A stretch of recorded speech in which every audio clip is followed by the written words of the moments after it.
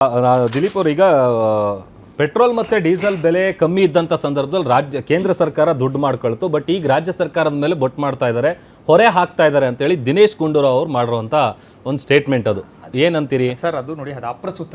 ನಾನು ನಿಮಗೆ ಅವಾಗಲೇ ಕ್ಲಿಯರ್ ಆಗಿ ಹೇಳಿದೆ. ನಾನು ಮನಮೋಹನ್ ಸಿಂಗ್ರವರನ್ನೇ ಡಿರೆಗ್ಯುಲೇಟ್ ಮಾಡಿದ್ಮೇಲೆ, ಈ ಉದಾಹರಣೆಗೆ 50 ರೂಪಾಯಿ ಮೂಲ ಬೆಲೆ ಇತ್ತು ಅಂತಂದ್ರೆ ಕೇಂದ್ರ ಸರ್ಕಾರ ಎಷ್ಟು ಟ್ಯಾಕ್ಸ್ ಹಾಕುತ್ತೋ ಅಷ್ಟನ್ನು ಮಾತ್ರ ಹಾಕ್ಲಿಕ್ಕೆ ಸಾಧ್ಯ. ಈಗ ಮೊದಲು 23 ರೂಪಾಯಿ ಟ್ಯಾಕ್ಸ್ ಆಗ್ತಾ ಇತ್ತು ಇಡೀ ದೇಶದಲ್ಲಿ, ಅದು ಕಾನ್ಸ್ಟೆಂಟ್, ಅದನ್ನ ಜಾಸ್ತಿ ಮಾಡ್ಲಿಕ್ಕೆ ಆಗಲ್ಲ.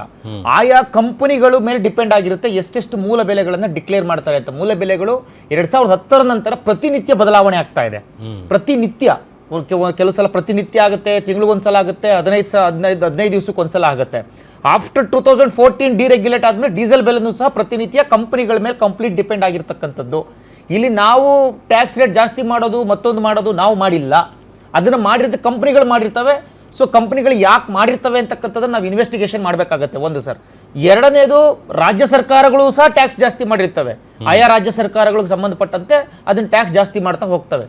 ಅದು ಆಯಾ ರಾಜ್ಯ ಸರ್ಕಾರಗಳ ಒಂದು ಟ್ಯಾಕ್ಸ್ ಏನು ನೀತಿ ಇರುತ್ತೋ ಅದಕ್ಕೆ ಸಂಬಂಧಪಟ್ಟಿದ್ದು. ಸರ್, ಇವತ್ತು ನಾವು ಇದ್ರ ಬಗ್ಗೆ ನಾನು ಅವಾಗಲೇ ಡೇಟಾ ನೋಡಿದೆ, ಸ್ವಲ್ಪ ನಮಗೂ ನಿಮಗೂ ಸ್ವಲ್ಪ ಕನ್ಫ್ಯೂಷನ್ ಇದೆ. ಯಾಕೆಂತಂದ್ರೆ ನೀವು 23 ರೂಪಾಯಿ ತೋರಿಸ್ತಾ ಇದ್ದೀರಾ ಸೆಂಟ್ರಲ್ ಸೆಸ್ 23 ರೂಪಾಯಿನಲ್ಲಿಲ್ಲ. ನಾನು ಗಮನಿಸಿದಾಗ ಅದು 10 ರೂಪಾಯಿ ಕಡಿಮೆ ಮಾಡಿದ್ದೀವಿ ನಾವು. ಕೇಂದ್ರ ಸರ್ಕಾರ ಲಾಸ್ಟ್ 15 ಡೇಸ್ ಬ್ಯಾಕ್ 10 ರೂಪಾಯಿ ಕಡಿಮೆ ಮಾಡಿದಾಗ ಅದು 13 ರೂಪಾಯಿ, ಐ ಥಿಂಕ್ 12 ರೂಪಾಯಿ ಸಮಥಿಂಗ್ ಬಂದಿರ್ಬೋದು. ಅಂಡ್ ಡೀಸೆಲ್ ಅಷ್ಟೇ, ಐ ಥಿಂಕ್ ಅದು 8 ರೂಪಾಯಿ ಬಂದಿರ್ಬೋದು. ಸರ್, ನೀವು ಅದನ್ನ ಸರಿ ಕರೆಕ್ಟ್ ಮಾಡ್ಕೋಬೇಕು ಅಂತ ಕೇಳ್ಕೊತೀನಿ. ಇನ್ನೊಂದು, ಈಗ ಡಾಲರ್ ಮೌಲ್ಯದಲ್ಲಿ ತಗೊಳ್ಳುವಂತ ಬೆಲೆ ಈಗ 2021ರಿಂದ 26ವರೆಗೂ ಒಂದು ಡಾಟಾ ಇದೆ. ಅದ್ರಲ್ಲಿ ನೋಡಿ, ಪ್ರತಿ ಬ್ಯಾರಲ್ ತೈಲಾಗೆ 2021ರಲ್ಲಿ $50-70 ಇತ್ತು. ಆಗ ಪ್ರತಿ ಲೀಟರ್ ಬೆಲೆ, ಪೆಟ್ರೋಲ್ ಬೆಲೆ ಎಷ್ಟಿತ್ತು ಅಂದ್ರೆ 90 ರೂಪಾಯಿಂದ 100 ರೂಪಾಯಿ ಆಸ್ಪಾಸಲ್ಲಿ. ಅದೇ ತರ 22 ತಗೊಂಡ್ರು ಅವಾಗ್ಲೂ 70-100 ಒಳಗೆ ಇತ್ತು. 23ಯಲ್ಲೂ $70-90 ಇತ್ತು. 24ಅಲ್ಲಿ 75-85 ಇತ್ತು. ಬಟ್ ಆಗ ಕಡಿಮೆ ಇದ್ದಾಗ ರೇಟ್ ಮಾತ್ರ ಅಷ್ಟೇ ಇತ್ತು. ಈಗ ಯುದ್ಧ ಆಗ್ತಾ ಇದೆ, ಜಾಸ್ತಿ ಆಗಿದೆ ಅಂತೇಳಿ ಈಗ 100ರ ಗಡಿ ಬಂದಿದೆ ಹತ್ರ ಅಲ್ವಾ?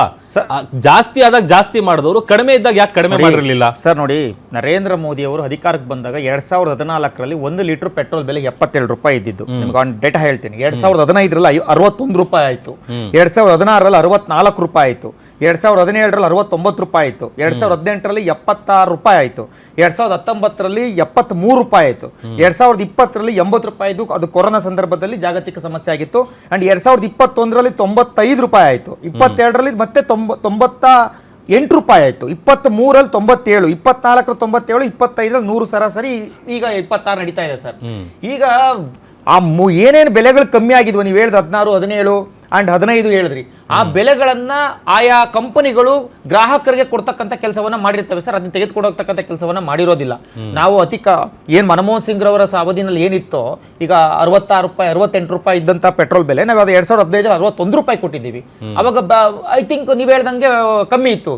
ಇವತ್ತು ನೋಡಿ ಸರ್, ಯುದ್ಧ ಪ್ರಾರಂಭ ಆಗೋದಕ್ಕಿಂತ ಮುಂಚೆ ಒಂದು ಬ್ಯಾರಲ್ $70 ಪರ್ ಬ್ಯಾರಲ್ ಇತ್ತು. ಇವಾಗ ಇರ್ತಕ್ಕಂಥ ಪ್ರಸ್ತುತ $119 ಪರ್ ಬ್ಯಾರಲ್ ಇದೆ. ಹೆಚ್ಚು ಕಮ್ಮಿ $2-3 ವೇರಿಯೇಷನ್ಸ್ ಇರ್ಬೋದು. ಆದ್ರೂ ಸಹ ಬೆಲೆ ಕಂಟ್ರೋಲ್ನಲ್ಲಿದೆ. ಕಂಪನಿಗಳು ಲಾಸ್ ಆಗ್ತಾ ಇದ್ರು ಸಹ ಕೇಂದ್ರ ಸರ್ಕಾರ ಅವ್ರ ಹತ್ರ ರಿಕ್ವೆಸ್ಟ್ ಮಾಡ್ಕೊಂಡು, ಇದು ಅನಿಶ್ಚಿತತೆ ಇರೋದ್ರಿಂದ ದಯಮಾಡಿ ಸ್ವಲ್ಪ ದಿವಸ ಎಕ್ಸ್ಟೆಂಡ್ ಮಾಡಿ, ನಿಮಗೆ ಲಾಸ್ ಆದ್ರೂ ಪರವಾಗಿಲ್ಲ, ಮುಂದಿನ ದಿನಗಳಲ್ಲಿ ನಿಮಗೆ ಸಬ್ಸಿಡಿ ಕೊಡ್ತಕ್ಕಂಥ ಕೆಲಸವನ್ನ ಮಾಡೋಣ ಅಂತ ಹೇಳಿದ ಕಾರಣಕ್ಕೋಸ್ಕರ ಅವರು ಸುಮಾರು 2 ತಿಂಗಳ ಕಾಲ ಪೆಟ್ರೋಲ್ ಬೆಲೆಯನ್ನು ಕಡಿಮೆನೇ ಮಾಡಲಿಲ್ಲ, ಜಾಸ್ತಿನೇ ಮಾಡಲಿಲ್ಲ. ಈಗ ಅವರಿಗೆ ವಿಧಿ ಇಲ್ಲ.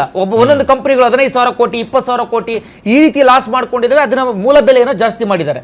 ಸೊ ನಾನು ಕೇಳ್ಕೊಳ್ಳೋದಿಷ್ಟೇ, ನಾವು ಮೂಲ ಬೆಲೆನಲ್ಲಿ ನಾವು ಹಾಕಿರ್ತಕ್ಕಂಥ ಟ್ಯಾಕ್ಸ್ 10 ರೂಪಾಯಿ ಕಡಿಮೆ ಮಾಡಿದೀವಲ್ಲ ಕೇಂದ್ರ ಸರ್ಕಾರ.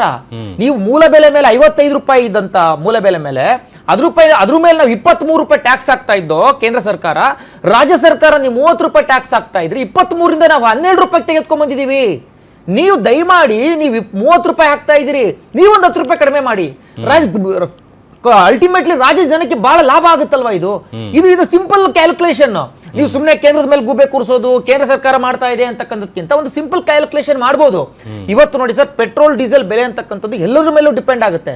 ಈಗ ಪೆಟ್ರೋಲ್ ಬೆಲೆ ರೇಟ್ ಜಾಸ್ತಿ ಆಯ್ತು ಅಂತಂದ್ರೆ ಆಟೋಮೆಟಿಕ್ ಆಗಿ ಬೇರೆ ಬೇರೆ ಅದ್ರಲ್ಲ ಬೆಲೆಗಳ ಚೈನ್ ಲಿಂಕ್ ಅದೊಂದು ಜಾಸ್ತಿ ಆಗ್ತಾ ಹೋಗುತ್ತೆ. ಇಂಡಸ್ಟ್ರೀಸ್ ಬೆಲೆಗಳು ಜಾಸ್ತಿ ಆಗುತ್ತೆ, ಅದ್ರ ಮೇಲೆ ಪ್ರೊಡಕ್ಷನ್ ಕಾಸ್ಟ್ ಜಾಸ್ತಿ ಆಗುತ್ತೆ, ಮತ್ತೆ ವೇರಿಯಬಲ್ ಕಾಸ್ಟ್ ಜಾಸ್ತಿ ಆಗುತ್ತೆ. ಈ ರೀತಿ ಕಾಸ್ಟ್ ಜಾಸ್ತಿ ಆಗುತ್ತಾ ಹೋಗುತ್ತೆ.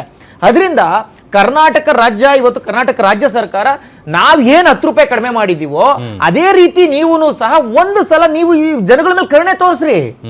ಈ ಬೆಲೆ ಏರಿಕೆಯನ್ನು ನೀವು ಜಾಸ್ತಿ ಮಾಡೋದನ್ನ ಕಡಿಮೆ ಮಾಡಿ. ನೀವು ಬೆಲೆ ಏರಿಕೆ ಇರ್ತಕ್ಕಂಥ ಬೆಲೆ ಏರಿಕೆಯನ್ನ ನೀವು ದಯಮಾಡಿ ಕಡಿಮೆ ಮಾಡಿ. ನೀವು ಜನಗಳಿಗೆ ಒಂದು ಸಿಂಪ್ಲಿಫಿಕೇಶನ್ ಮಾಡಬೇಕು ಅಂತ ಕೇಳ್ಕೊತಾ ಇದ್ದೀನಿ ಸರ್. ಇನ್ನೊಂದು, ಅವಾಗಲೇ ನಮ್ಮ ವಕ್ತಾರರು, ಕಾಂಗ್ರೆಸ್ ವಕ್ತಾರರು ಹೇಳ್ತಾ ಇದ್ರು, ಇಂದಿರಾ ಗಾಂಧಿ ಅವ್ರ ಕಾಲದಲ್ಲಿ ಹಂಗಿತ್ತು, ಅಂಡ್ ಇನ್ನೊಂದು PV ನರಸಿಂಹರಾವ್ ಅವ್ರ ಕಾಲದಲ್ಲೂ ನಾವು ನೋಡಿದೀವಿ ಏನಾಗಿತ್ತು ಅಂತ. ಇಂದಿರಾ ಗಾಂಧಿ ಅವ್ರ ಕಾಲದಲ್ಲಿ 1973 ಇದೇ ಮಧ್ಯಪ್ರಾಚ್ಯ ಯುದ್ಧ ನಡೆಯುತ್ತೆ ಸರ್. ಅವತ್ತು ಕೇವಲ 15 ದಿವಸಕ್ಕೆ ಈ ದೇಶದ ಸ್ಟಾಕ್ ಖಾಲಿ ಆಗೋಗುತ್ತೆ ಪೆಟ್ರೋಲ್ದು. ಸೊ ಆಗ ಪೆಟ್ರೋಲ್ನ ಬೆಲೆ 4 ಪಟ್ಟು ಜಾಸ್ತಿ ಆಗುತ್ತೆ. ಇವತ್ತು 100 ರೂಪಾಯಿ ಇತ್ತು ಅಂತಂದ್ರೆ ಪೆಟ್ರೋಲ್ ಬೆಲೆ 400 ರೂಪಾಯಿ, ಅವತ್ತು 5 ರೂಪಾಯಿ 10 ರೂಪಾಯಿ ಇರ್ಬೋದು, 4 ಪಟ್ಟು ಜಾಸ್ತಿ ಆಗಿರುತ್ತೆ. ಸೊ ಅಂತ ಪರಿಸ್ಥಿತಿ ಅವತ್ತು ಬಂದು ಸ್ವತಃ ಇಂದಿರಾ ಗಾಂಧಿ ಅವರು ಪೆಟ್ರೋಲ್ ಖರೀದಿನ ಕಡಿಮೆ ಮಾಡಬೇಕು ಅಂತ ಕೇಳ್ಕೊಂತಾರೆ. PV ನರಸಿಂಹರಾವ್ ಅವರ ಕಾಲದಲ್ಲಿ 1900 ಆಮೇಲೆ ಮಾತಾಡ್ಲಿ ಅವರು ಅವಾಗಿಂದ ಉತ್ತರ ಕೊಡ್ಲಿ.